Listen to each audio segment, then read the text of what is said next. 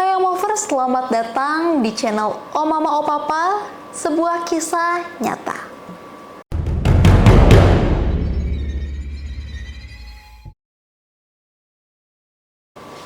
Omovers, pada kesempatan kali ini O Mama O Papa akan membagikan sebuah kisah dari perempuan, sebut saja namanya Rianti. Rianti ini merupakan anak ketiga dari 4 orang bersaudara. Kakak pertamanya, sebut saja Aina, dia telah menikah dengan seorang laki-laki, sebut saja namanya dia ini Yovan. Aina dan Yovan menikah ketika Rianti ini berumur 14 tahun, kemudian mereka berdua pindah dari kota tempat mereka tinggal, kota A, pindah ke kota B. Semenjak itu, Aina dan juga Yovan ini hidup berdua di kota B. Singkat cerita, Aina menawarkan Rianti yang pada saat itu ingin lulus sekolah menengah pertama atau SMP untuk ikut bersamanya pindah ke kota B. Aina berjanji bahwa dia akan membiayai pendidikan Rianti sampai dengan perguruan tinggi, asalkan pada saat perguruan tinggi nanti Rianti mendapatkan perguruan tinggi negeri di kota B tersebut. Berbekal restu kedua orang tua dan juga janji dari kakaknya Aina untuk membiayai pendidikan Rianti sampai selesai, Rianti akhirnya pindah dari kota A tempat dia tinggal ke kota B menyusul kakaknya dan juga kakak iparnya. Dia menjalani masa SMA-nya di sana. Dan di sekolah juga Rianti merupakan anak yang cukup pandai dan juga cukup populer karena dia berparas cantik dan juga menarik. Semenjak Rianti SMA, Yovan atau kakak iparnya ini tuh mulai menunjukkan sifat-sifatnya Yovan ini kepada Rianti yang cukup posesif. Dia selalu bertanya atau menginterogasi Rianti ketika Rianti ini tuh baru pulang bermain bersama teman-temannya di sekolah, padahal teman-temannya ini juga perempuan. Tapi Yovan ini tuh ngeinterogasi Rianti ini seakan-akan tuh dia udah sering banget mainnya gitu loh. Udah kayak, wah dia main terus, dia nggak pernah di rumah, udah kayak gitu deh. Pokoknya setiap Rianti ini keluar rumah sama teman-temannya selalu aja dicurigain sama si Yovan ini tuh. Terus setiap Rianti ada eskul di sekolahnya pun, Yovan selalu menaruh perasaan buruk kepada Rianti dengan bilang, pasti kamu pacaran deh di sekolah, pasti kamu ini deh, pasti kamu ngogodain cowok-cowok deh. Pokoknya selalu punya sifat-sifat negatif atau pikiran-pikiran negatif terhadap Rianti ini tuh, Yovan. Karena hal tersebut, Rianti jadi kurang nyaman berada di rumah. Tapi hal tersebut gak diungkapkan sama kakaknya Aina karena dia takut Aina itu merasa kecewa dan sakit hati atas perkataan Rianti. Setelah Rianti lulus SMA, Rianti mendaftar ke perguruan tinggi di kota B tersebut. Ternyata Rianti lulus. Kemudian Rianti minta izin sama si Yovan dan juga Aina untuk, boleh nggak aku tinggal di kosan aja selama aku kuliah? Karena jarak antara kosan dan juga tempat kuliah aku itu cukup dekat. Sedangkan jarak dari rumah Kak Aina dan juga tempat kuliahku ini, kampus aku ini tuh lumayan jauh.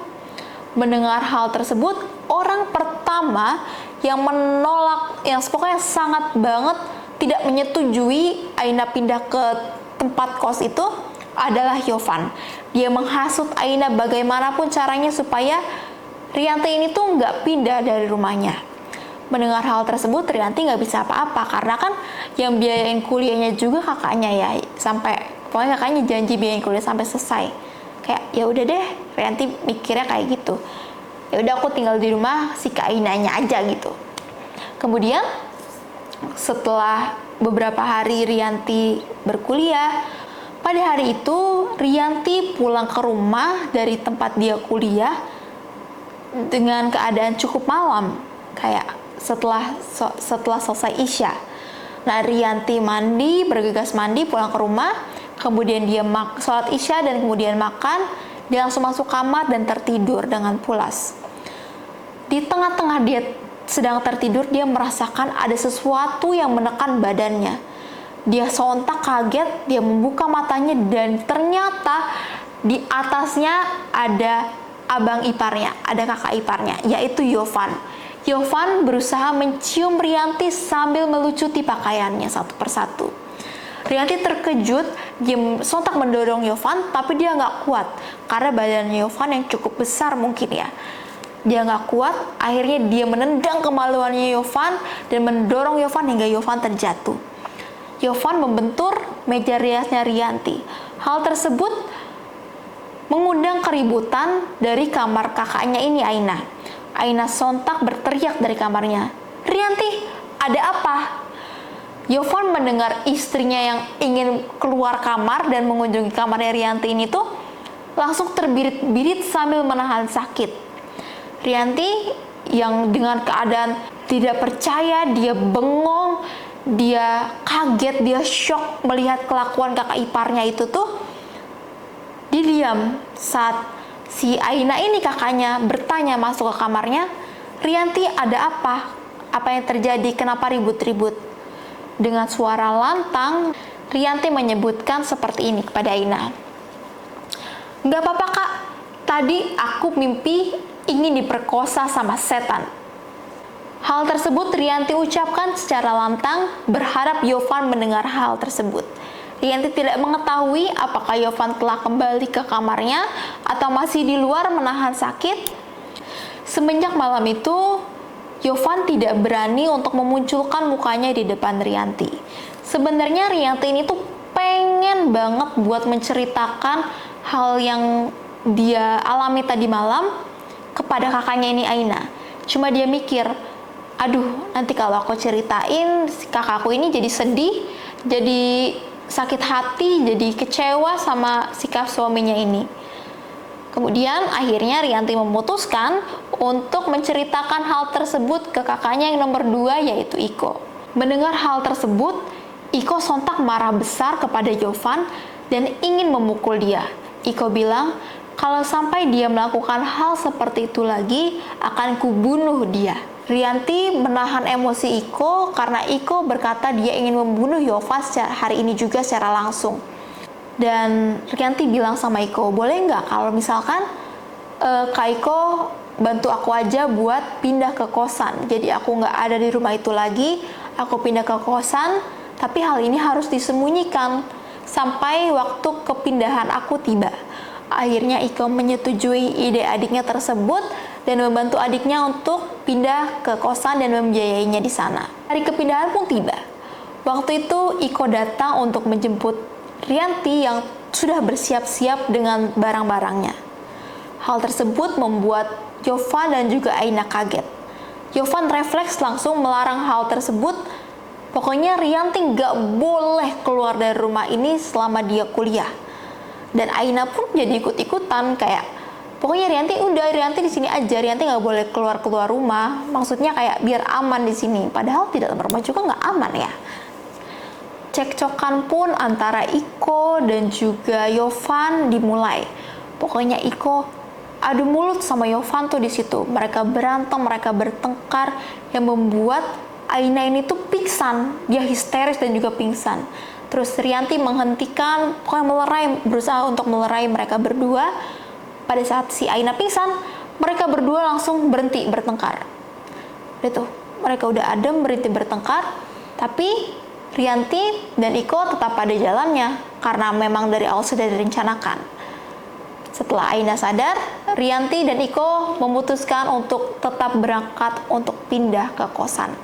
Semenjak kepindahan Rianti ke kosan, Rianti ini tuh menjadi lebih tenang, menjadi lebih bisa belajar dengan baik, nggak was-was lagi kayak waktu dia di rumahnya Aina ini.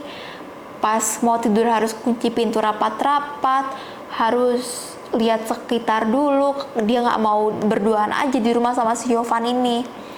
Tapi Aina ini tuh kayak masih suruh-suruh Rianti untuk datang ke rumahnya. Mendengar hal tersebut, Rianti mencari akal supaya gimana caranya supaya aku nggak disuruh nginep lagi di rumahnya Kak Aina ini. Akhirnya dia minta temennya, sebut aja namanya Ari, teman kampusnya dia, untuk menemani dia ketika kakaknya ini Aina nyuruh dia untuk datang ke rumahnya. Ternyata semakin sering Ari dan Aina ini main ke rumahnya, ternyata pas Ari ini datang ke rumahnya Aina untuk menemani Rianti, kan sering tuh siklusnya. Kalau misalkan si Aina ini minta Rianti datang, si Rianti ini selalu bawa Ari untuk ikut bersamanya ke rumahnya si Aina ini. Tujuannya supaya dia nggak disuruh nginep lah gitu. Nah ternyata si kakak iparnya ini tuh nggak suka dengan kehadiran Ari. Kakak iparnya ini tuh kayak, apaan sih ini orang, ngapain sih ini orang ganggu-ganggu gitu loh. Tapi dia nggak menunjukkan ekspresi itu ke Rianti, ke Ari, ataupun ke istrinya Aina. Akhirnya karena sering bersama, sering menemani Rianti untuk mengunjungi rumah kakaknya ini, Ari dan juga Rianti memiliki perasaan yang sama. Mereka sama-sama jatuh cinta dan mereka memutuskan untuk menjalin hubungan asmara. Setelah beberapa lama mereka pacaran, Rianti sempat mendengar tuh di tengah-tengah itu kalau Yovan berniat bilang ke teman-temannya Yovan itu kalau daripada dia pacaran sama orang lain, lebih baik dia akan kujadikan istriku. Mendengar hal itu, Rianti kaget. Dia pengen cerita ke kakaknya ini Aina, tapi dia bingung harus ceritanya tuh seperti apa. Kemudian dia menutup rapat-rapat apa yang dia dengar itu, dan dia lanjut ke kehidupannya. Kayak yaudah deh, dia don't care sama hal tersebut. Setelah Ari dan juga Rianti ini lulus kuliah, akhirnya mereka berdua memutuskan untuk melanjutkan hubungannya ini ke jenjang yang lebih serius. Mereka minta izin, mereka minta restu ke kedua orang tua mereka, dan akhirnya direstui. Kemudian Rianti dan juga Ari menikah. Hal tersebut membuat Yovan kayak ketar-ketir nih, waduh, si Rianti udah nggak bisa gue apa-apain lagi karena udah ada yang jagain, kayak udah nggak bisa dimacem-macemin lagi. Kemudian si Yovan ini cari cara, gimana caranya supaya hubungan rumah tangga antara Rianti dan juga Ari ini tuh kandas, berantakan kayak gitu. Akhirnya Yovan buat cerita tuh, dia manipulasi ceritanya, dia provokasi istrinya si Aina ini tuh buat dengerin ceritanya dia. Dia bilang ke Aina kalau waktu Rianti tinggal di rumahnya, Rianti ini tuh sering banget ngegodain si Yovan. Dia sering banget suruh Yovan masuk ke kamarnya, sering banget nyuruh Yovan nyentuh dia. Kayak itu terlalu diputar balikan faktanya, bukan? Akhirnya mendengar hal tersebut, Aina kaget dan langsung menghampiri Rianti ke rumahnya. Aina marah besar ke Rianti, kemudian dia tanya, kenapa kamu harus melakukan hal tersebut padahal dia suami dari kakakmu? Mendengar hal itu, Rianti bingung dan juga kaget. Dia spontan bilang, nggak seperti itu ceritanya. Akhirnya Rianti mengungkapkan apa yang udah dia rasakan sejak SMA, kemudian apa yang sudah Yovan lakukan terhadap dia sehingga dia harus pindah ke kosan, dan juga apa yang udah dia dengar percakapan antara Yovan dan juga teman-temannya ini. Aina itu terkejut, dia hanya menangis dan dia memaklumi perbuatan suaminya ini. Dia bilang, maklumin aja karena si Yovan ini tuh dari keluarga berada, dia juga tampan gitu loh, dan dia ini tuh memang memiliki hasrat seksual yang cukup tinggi, jadi kayak ya udah maklumin aja. Rianti bingung dong harus apa lagi, karena nampaknya si Aina ini tuh lebih percaya sama kata-kata Yovan ini ketimbang kata-kata adiknya. Ya udah tuh, dari situ mereka gak ambil pusing, mereka baikan lagi. Yovan cari cara lagi, gimana caranya supaya hubungan antara si Rianti dan juga Ari ini tuh kandas, pokoknya berakhir gitu deh. Akhirnya si Yovan ini menghasut suaminya Rianti, si Ari ini, pokoknya dia menghasut suaminya si Rianti. Dia ngajak ketemuan suaminya Rianti ini, dia ngobrol, dia bilang lah ke suaminya Rianti, dia bilang kalau misalkan dulu Rianti semasa dia tinggal di rumahnya si Yovan sama Aina ini tuh sering banget melakukan hubungan suami istri, sering banget ditidurin sama si Yovan gitu loh. Dan Yovan pun sama Rianti udah buat kesepakatan, udah buat perjanjian kalau misalkan semasa si Rianti ini lulus kuliah, Yovan dan juga Rianti ini akan menikah. Jadi Rianti ini akan dijadiin istri keduanya dari kakak iparnya ini, kayak istri keduanya dari kakak kandungnya. Kayak, dan anehnya Omovers, si Ari ini tuh termakan omongannya si Yovan. Dia kaget, dia pulang dari pertemuannya dengan Yovan, dia banting pintu rumah, dia bilang ke si Rianti, aku kecewa sama kamu karena kamu udah menikah dengan aku secara tidak jujur. Kamu udah gak suci waktu menikah sama aku. Rianti kaget. Rianti bilang, kenapa emang? Terus akhirnya si Ari ini tuh cerita tentang pertemuannya dia dengan Yovan dan apa yang sudah Yovan ceritakan ke dia. Terus Rianti bingung. Rianti harus mulai dari mana untuk menceritakan semuanya sama si Ari. Akhirnya dia jujur, dia bilang, memang si Yovan ini tuh pernah ingin menodai si Rianti, pernah ingin meniduri si Rianti ini. Tapi hal tersebut Rianti langsung tepis, Rianti langsung dorong dia, dan beberapa kali juga Rianti sempat mendengar percakapan antara dia dan juga si teman-teman, antara Yovan dan juga teman-temannya ini mengenai Rianti akan dijadikan istri keduanya. Tapi karena mungkin otaknya udah dicuci sama si Yovan ini ya, Ari tuh kayak gak peduli sama apa yang udah Rianti omongin. Jadi Ari ini lebih percaya sama kata-katanya Yovan, dan dari situlah Ari mulai dingin sama Rianti. Dia tidak pernah mau lagi menyentuh Rianti, dia tidak pernah mau lagi bercakap sebagai suami istri kepada Rianti, kayak selayaknya suami istri lah gitu, ngobrol atau apa. Rianti sama si Ari ini tuh bertahan karena mereka memiliki seorang anak.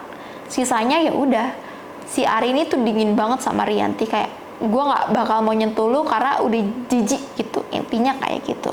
Nah, Omovers, dari kisah Rianti ini bisa kita simpulkan bahwa sepertinya Rianti ini harus jujur dari awal sama kakaknya ini Aina dan juga sama keluarganya, bahwa si Yovan ini tuh sikapnya gak mengenakan sama Rianti ini. Dia sempat melecehkan dan sebagainya. Harusnya Rianti ini bisa jujur sama keluarganya sendiri. Kemudian si Ari ini juga seharusnya bisa netral dengan mendengarkan istrinya dulu. Ari dan juga si kakaknya ini, si kakaknya Rianti ini tuh harusnya bisa netral dengan mendengarkan kedua belah pihak. Kemudian dia cari jalan tengahnya dan cari kebenarannya dulu, sehingga nggak menimbulkan spekulasi-spekulasi yang buruk, jadi berdampak nggak enak juga di Rianti ini. Oke, Omovers, sekian kisah Oma Mau Papa pada episode kali ini. Semoga kalian suka. Jangan lupa di subscribe, di like, dan di share sebanyak-banyaknya. Dan buat kalian yang punya cerita-cerita menarik yang ingin dibagikan di channel Oma Mau Papa, bisa langsung di chat di nomor di bawah ini, dan juga bisa langsung di chat di kolom komentar di YouTube. Oke, sampai bertemu di episode selanjutnya. Bye-bye.